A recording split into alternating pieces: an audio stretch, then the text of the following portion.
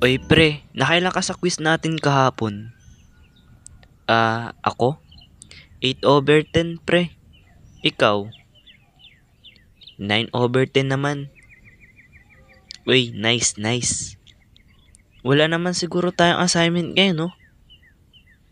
Assignment? Oo, wala. Sure ka, ah? Oo, wala.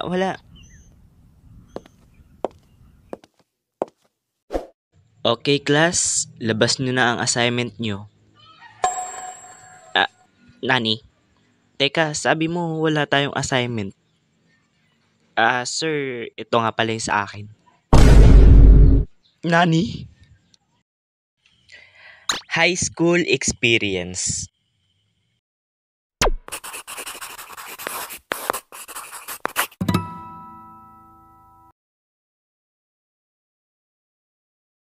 Uy, kamusta mga lods? At ayun, nagbabalik ulit ako.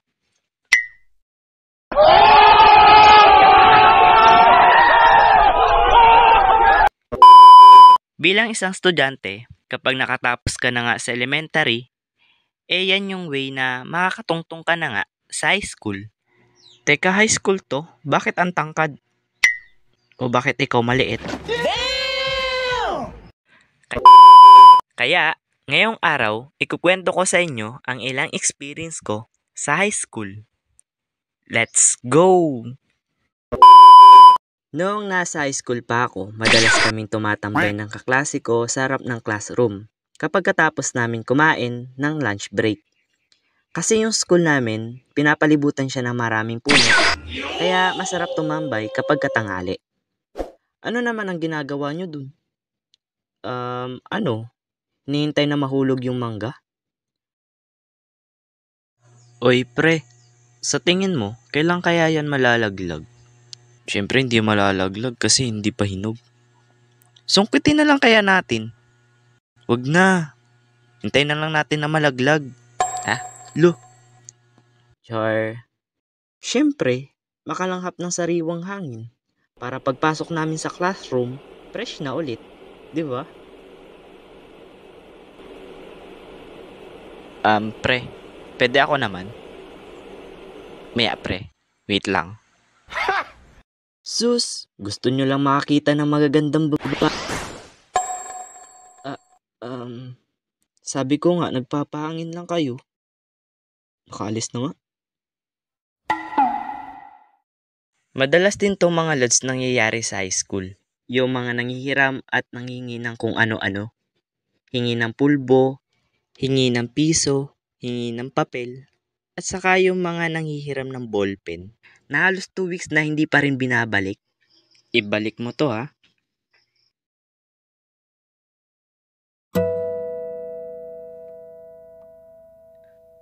Pre, ballpen ko.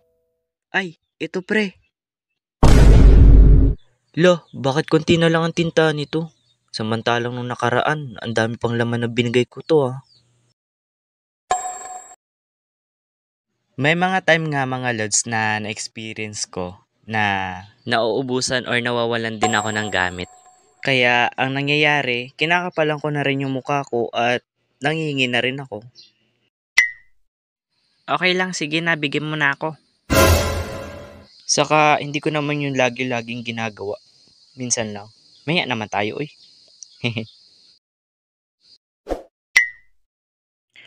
Oy pre, pengi nga ng papel. Lo? O bakit? Nangihingi ka rin di ba? Pabili na lang. Saka. Ayoko nga.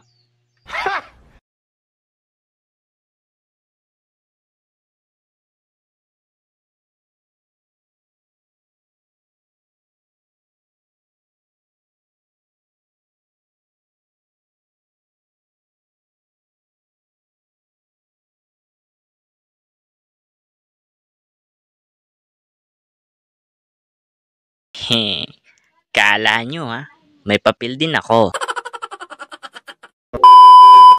Ewan ko lang mga lods pero naranasan nyo na rin bang magluto sa loob ng school? Di ko lang alam kung anong year ako nun eh. Pero pinagluto kami ng aming guro. Sir, anong lock nito? Lagyan mo ng bawang, lagyan mo ng sibuyas, lagyan mo ng luya, lagyan mo ng kung ano-ano. Tapos halu-haluin mo na.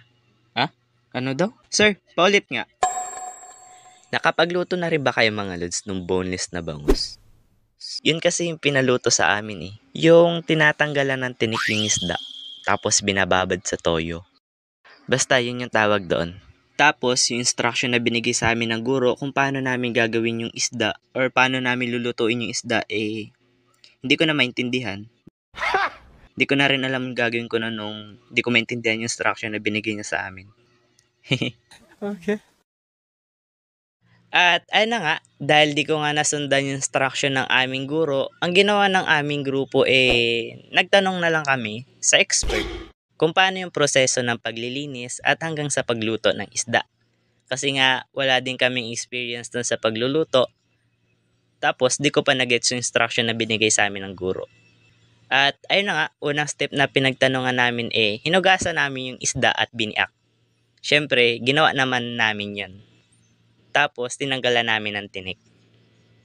After nga namin mga lods tanggalan ng tinik yung isda, binabad namin yun sa toyo na merong kalamansi, bawang at saka sibuyas. Para adobo na. Char. At after nga namin mga lods ibabad yung isda, igimprito na namin yon. Ang kaso ang kinalabasan. Uy pre, uling na ata to. Hindi pre, toppings lang yan. At ayun nga mga lods, yung isda na niluto namin na yon, medyo sunog. Hindi ko rin alam mga lods kung bakit. Char. At ayun nga mga lods, mababa yung grades namin sa pagluluto nun kasi nga hindi namin naluto ng ayos yung isda.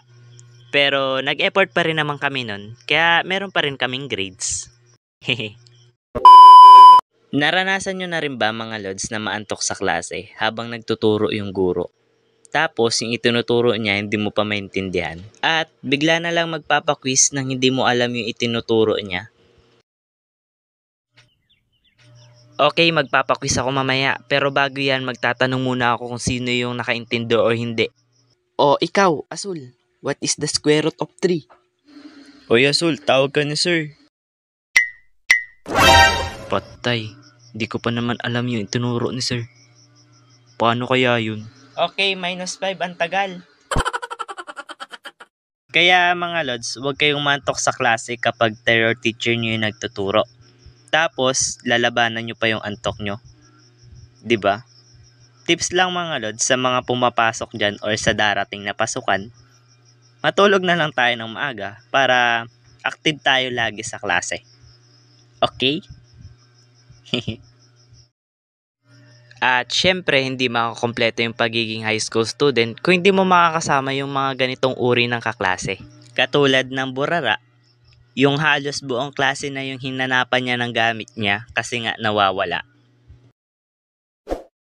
Uy, sino kumuha ng ballpen ko? Pag alis ko kanina, nandito lang yung sa may upuan ko ah. Baka ikaw ang kumuha.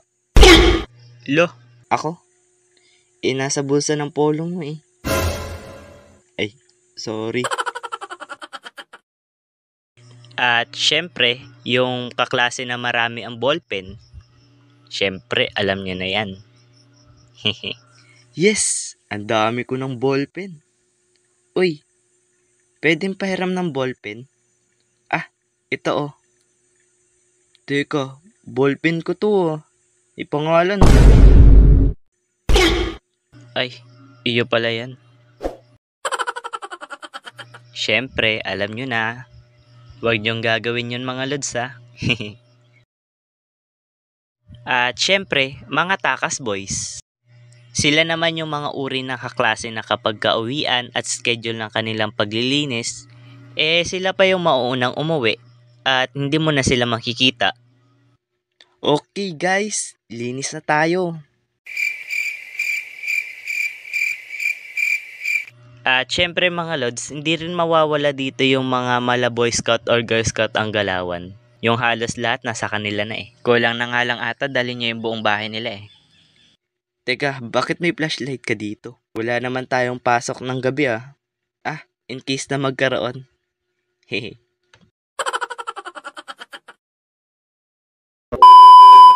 So, yun lang yung mga ilang experience ko mga lods sa high school na hindi ko makakalimutan. Kaya sa mga kaklase ko ng high school dyan, shoutout sa inyo. At ayun mga lods, shoutout na tayo para sa ika-8 squad na magpapa-shoutout.